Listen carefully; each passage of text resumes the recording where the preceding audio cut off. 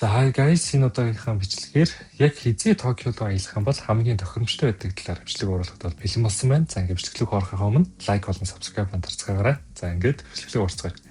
За Токио хот бол дөрвөн улиралтай, улирал бүрэн тийм өөр vibeтай, өөр одоо өнгө аястай болж өнгөрдөг. За цагаагаар хувьд бол хавар буюу 3-5 сард бол хамгийн гоё байдаг.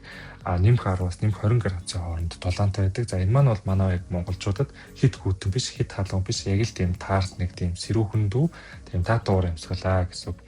За яг энэ үеэр бол маш олон одоо аялал жуулчлалаар бол хүмүүс Токиотыг бол зордгоо дэлхийн өнцөг булгамурээс бол ирдэг. За учир нь бол Сакура мод бол дэлбэлдэг яг энэ үеэр. За Сакура модыг дэлбэлэх энэ үеэр бол Токиод бол маш үзэсгэлэнтэй болдог. За учир нь хэм бол яг хоо Токиод маш өндөр хөгжилтэй хот бол байж болно. Гэхдээ хүмүүсийн хөвчлэн төлөвлөлттэй юм өндөр байрлал тэгээл юм одоо годомжтон дондор явахаар тэг гоё мод цэцгэстэй юм гоё байх гэж бодож одоо очдөг. Би заавал анх удаа бол тэгж бодож очсон.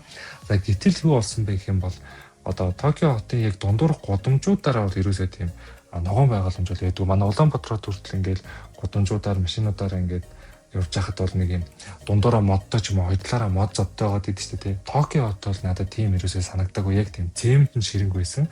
За тэгтээ мэдээж яг ойрхон юм цэцэрлэгт хүрээлэнгүүтээ яг тэрүүр бол манайхаас бол хол илүү. Одоо манайхаар бол одоо паркийн нөгөө нэг ногоон байгууламж шүү дээ. Тэрнээс доор хаяж нэг 5-6 дахин том хамгийн жижигтэй ихэд тэгээд тийм ойрхон юм цэцэрлэгт хүрээлэнгүүтээ байдаг. За хүмүүс тэнд очиж бол цэцэг ногоо жимс бид нар бол харж одоо машины дуу чимээ их хотын чимээнээс бол холцдог гэсэн үг. За яг тэр одоо газрууд маань болохоор нөгөө нэг Сакура мод чинь дэлбэлждэг гэсэн үг. За Сакура мод бол мэдээж нэг тийм ягаан жоохон цэнхэрдүү тийм өнгөтэй одоо модтой дэлбэлэхээрээ. За тэгээд нөгөө ногоон яг ном ногооноос гадна ийм шал өөр өнгө ороод ирж байгаа байхгүй. За үүнээс үүдээд бол хотод маш романтик болдог. За тэгээд орж үзэж байгаа тэр паркууд маань болохоор бүгдээрээ үнгүү. За тэгтээ бол орой хаадаг цагтай байдаг. 24 цаг бол ордог бол гадуур ш орой нь бол хаачдаг. Тэгэхээр хэрвээ та энэ цаг үеэр очиж байгаа бол одоо парк болгоноор нь орж алхахад бол үзэсгэлэнтэй гоё мэдрэмж бол танд өгнө. За мэдээж та хаахаас нь өмнө очих хэрэгтэй шүү. Орой ер нь бол нэг 8, 9, 10 гээд бол ер нь хаачаад байгаа харагддаг. Ер нь бол эрт хаадаг. Тэгэхээр бас эрт очих хэрэгтэй гэсэн. За сул тал нь бол хаврын хувьд бол маш олон жуулчин очдог. Тиймээс үзүр үржилгээ гэдэг юмнууд нь бол маш очиртой. Дээрээс нь буудал захиалахад хүртэл юм жоохон баг зэрэг асуудал бол үүсгээд идэг. Буудал бас юм жоохон үнэтэй болчиход идэг тал бол байдаг. За тэгээ Сакура 7 хоног нь бол ерөөсөө 1-2-7 хоног л үргэлжилдэг шүү. Тэгэхээр та яг төлөвлөж байгаад зөв очих хэрэгтэй гэсэн үг. За дараагийн санал болгож байгаа улирал бол 100. За 100 нь бол 6-аас 8 сарын хооронд бол болдгоо. За тэгээд 25-35 градус хүртэл маш халддаг. За үүнээс гадна айгүй тийм чигтэй болчдөг. За тэгтээ яг миний хувь хүний хувьд би өөрөө тийм яг халуунд нь бас очих аюул дуртай. Чигтэй байх нь ч гэсэн надад ер нь бол таалагддаг тийм төрлийн хүн гэх юм уу. Учир нь бол Монголд бид нэр үргэлжлэл дандаа юм хуурай нөхцөлд амьдарч байгаа учраас бас юм яг чигтэй тийм халуун үед нь очиход бол надад бол гой санагддаг. За яг энэ улирлаар очихын давуу тал нь бол нөгөө нэг аним дээр Япон кинон дээр гараад идэг нөгөө фестивалууд болдог тий. Бенгалын гал байдаг, солиуд бууддаг, хүмүүс ингээд асар засаад, дэнлүүнүүд үлгөөд ингээд өөрсдийнхөө нөгөө уламж тоолуудыг хийж зараад кимоногоо өмсөөл нэг яваад идэв штэ. Аним дээр яг тэр фестивал маань бол 6-аас 8 сарын хооронд дандаа болдгоо. За тэгээд годомжны арга хэмжээнд бол маш их болдог. За тэгээд эднэр бол нөгөө нэг солиуд буудж байгаа болохоор ханаби гэж нэрлэдэг. За тэр ханабигийнх нь баяр нь болдог. За тэгээд зуны vibe нь бол гадаа одоо юм дэвсээ хүртэл ингээд гард нөгөө цэс төрөлнгүүд төр хүмүүс суугаал ингээд орой мар хийгээд ер нь бол сууж идэг. За маш олон хүмүүс бас бейсбол тоглож харагддаг. Би одоо Японы номер 1 спортыг ерөөсөө бейсбол гэж бодож байгаа. Тэгсэн чинь маш олон хүмүүс нь бейсбол тоглолт юм билээ. Номер 1 спорт нь сакс бол биш лээс юм билээ. Би саксны шийдвэрээс олж хараагүй дандаа бейсбол тоглолт юм билээ.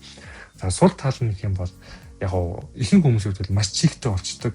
За тэгээд амар халуун байдаг. За түүнээс гадна ер нь хүмүүс нөгөө нэг алхаа явахад ер нь одоо чигтэй халуунаас нь болоод ядраад байдаг тийм асуудлууд бол үүсдэг. За миний хувьд бол тийм асуудал бол үүсэж байгаагүй. Би өөрөө одоо дөнгөж 20 гарч ивж байгаа залуу болохоор надад бол нэг тийм ядарсан тийм мэдрэмжүүд ерөөс төрж өгөө. Бүх зүйл нь тийм ер нь бол 100 очиход бол гоё байсан. За тэгтээ мэдээж хамгийн гоё нь бол хавар ер нь гоё лээсэн л та бүх юм цэцгэлээ, бүх юм нь ягаараал тий тэр талаасаа бол.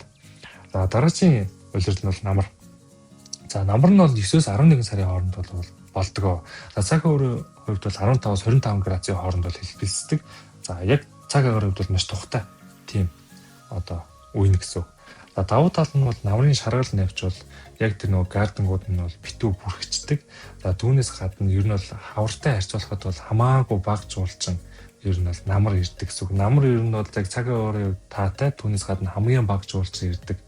Одоо дулаахан үлгэрлэмж бол хийж болно. За тэгэхээр ер нь бол очвол бас нэлээд тохиромжтой одоо жишээ нь та очрлох дургу бол танд бол намар бол цогноо гэсэн үг. За түүнээс гадна алхахад бол маш таатай байдаг. За сул таад нэг юм бол хаяа гинт жоохон бороо ороод идэг. За бусад үйлрүүлгүүдээр нь бол нэг бороо ороод идэг үхгүй.